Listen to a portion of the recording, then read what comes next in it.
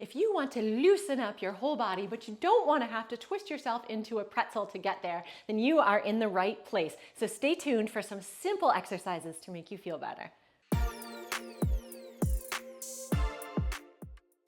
Hey guys, Dr. Christy Ennis coming at you from the floor. We're going to start off on the floor. You can do this on the floor or on the bed.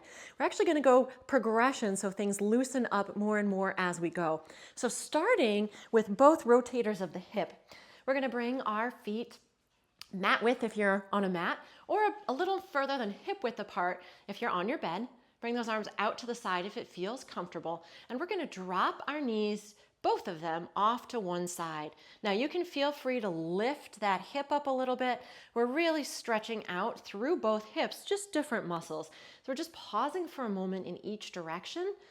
Breathe in through the middle and then exhale as you come out. You can even give a little push to stretch out the hip flexor a little bit more. And you're going to aim for about 5 or 6 repetitions on each side. Following our good old windshield wipers up, we're going to go right into a bridge to get in through those hip flexors and even the spine a little bit more.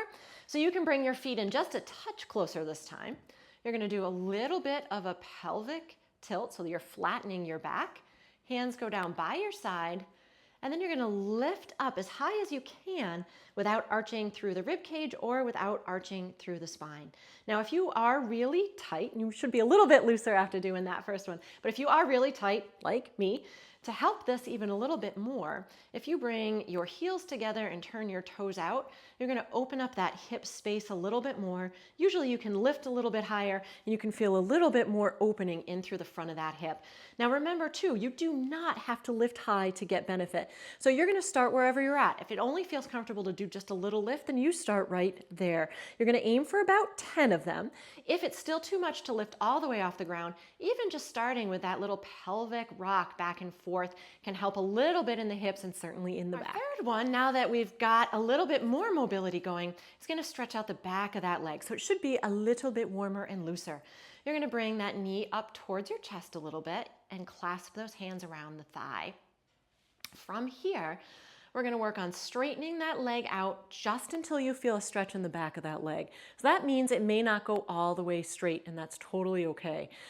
So you're going to make sure that as you straighten it, you feel a nice stretch, not a painful one. No pain here today. Only pausing for a second or two as you get to the top and making sure that you're not cheating by tilting that pelvis back, right? Looks like I've got super motion now. And as you go through about 10 repetitions, you may find that you're able to get it a little bit straighter. Also, as you go through, think about trying to bring your toes now closer to your head to also get that calf stretched out. If you find that this feels good, but it's really hard to lift that leg up towards you, you can go ahead and take a strap or a sheet and put it around that thigh and then help your leg up by pulling on that strap a little bit and then going ahead and doing that same motion. Okay, we are getting off the ground or off the bed and just one in a kneeling position, which I will also show you standing if kneeling is uncomfortable for you. You can put your knee right on a pillow. It's the leg that's down that's actually going to stretch. And notice I have a chair next to me. This isn't about balance unless you want to make it about balance, but you can hang on to something to help that balance out. So now that things, again, right, we're progressing, loosened up a little bit more, we're going to stretch into that hip flexor a little bit more, so the front of that thigh. So again, just like the bridge, you want to think about kind of flattening that back, tucking that tail underneath. I'm actually going to squeeze into that butt, and then you might even feel a stretch here. If you do, you just stop right here and just kind of hang out and do a little pelvic tilt back and forth. If not, keep all that tight, and then you're just going to come forward. Notice my back is still nice and straight, right? I'm not lunging too much forward. Just again, until I feel that stretch here, and then I'm going to come out of it.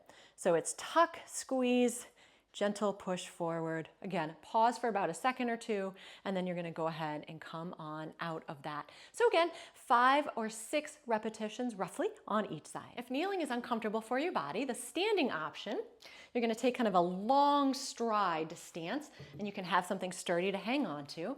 But the same concept. We're going to tuck that pelvis, Squeeze that butt. If you feel a stretch, you're gonna stop here. If not, you're just gonna kind of press forward and come out of it, right? So it's still that same back and forth motion for the same number of repetitions. Okay, we are standing all the way up now. You can shake it out a little bit if you need to. You're gonna find a sturdy surface, a wall, a person, a chair, something that is nice and strong. So my back is gonna go flat against that wall, feet are out a little bit, and then we're gonna work on getting those arms to come up a little bit. I'm squeezing my shoulder blades back in towards that door is what I'm on right now. Notice my arms don't extend all the way. If I do, they're gonna come way far ahead. So you listen to your body on where they are. So then they're gonna come, elbows come down, right? Forearms come down. Breathing, of course, and then you're extending all the way back up again. As far as you can, still trying to keep those shoulder blades gently squeezed together and kind of that upper arm right up against that wall. So again, 5 or 6 here. This next one is a little bit more aggressive than the other ones, right? That's why we do those first, and it's great for shoulders, for the back, for those lats as well. So you're gonna find a counter or a table. Hands are gonna go and rest right on that. I'm gonna step my body out. So I'm still keeping a relatively flat back. Now from here, this just feels good in and of itself. But from here, you're gonna add a little bit of a rock. So I'm pressing into one hand a little bit more than the other. And that in itself should feel good to make this even more.